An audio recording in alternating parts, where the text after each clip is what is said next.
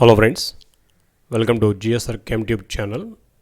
In this video we are going to discuss about periodic table chapter, from that some special properties. They are lanthanide contraction, inert pair effect and shielding effect. Let us see these properties one by one. First among them is lanthanide contraction. The steady decrease in the size of the atoms and the ions of rare earth elements, that is lanthanoids, with increasing atomic number from lanthanum to through lutetium is called as lanthanide contraction. That means if you observe, the first row of F block elements is lanthanoids. They are from lanthanum to lutetium.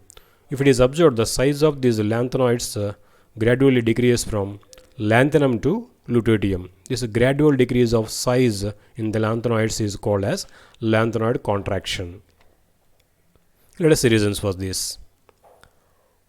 For each consecutive atom, the nuclear charge is more positive by 1 unit, accompanied by a corresponding increase in the number of electrons present in the 4f orbitals surrounding the nucleus.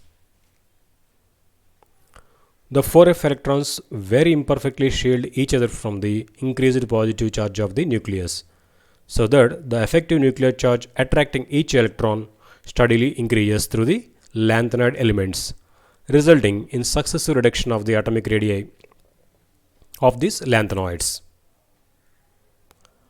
The lanthanum ion La+3 has a radius of 1.061 angstroms, whereas the heavier lutetium ion Lu3+ has a radius of 0.850 angstroms. That means atomic radius decreased from lanthanum through lutetium ion. As we move from left to right, atomic radius decreased.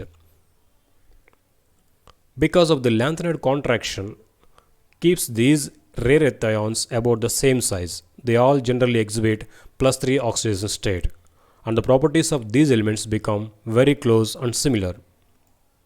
As a consequence, it becomes difficult to separate them from a mixture. Next property, inert pair effect. The non-participation of the two s electrons in bonding due to the high energy needed for unpairing them is termed as inert pair effect. The inert pair theory was first proposed by Neville Sedgwick.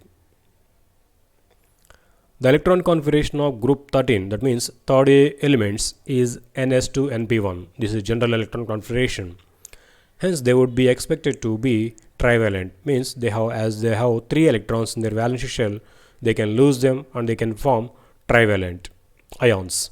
However, for the heavy elements, lower oxidation states are more stable. That means +1 oxidation states are more stable.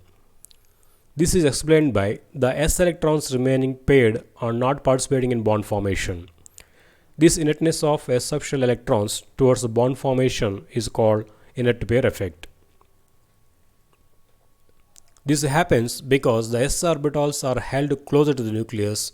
Therefore, the electrons present in s orbitals are held strongly by the nucleus because of large electrostatic forces.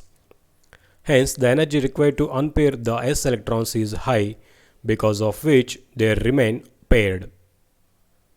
For example, in 13th group, that means third A group, thallium can exhibit +1 and +3 oxidation states, but it is stable in +1 oxidation state only due to inert pair effect. Similarly, in 14th group, lead shows +2 and +4 oxidation states, but it is stable in +2 oxidation state only due to inert pair effect. The same stability trend is noted in group 15 as well as group 16 also. Next property, the shielding effect. In general, the ionization energy of an atom will increase as we move from left to right across the periodic table. There are several exceptions to this general increase in the ionization energy across a period. For example, the elements of third A group have lower ionization energies than the elements of second A group.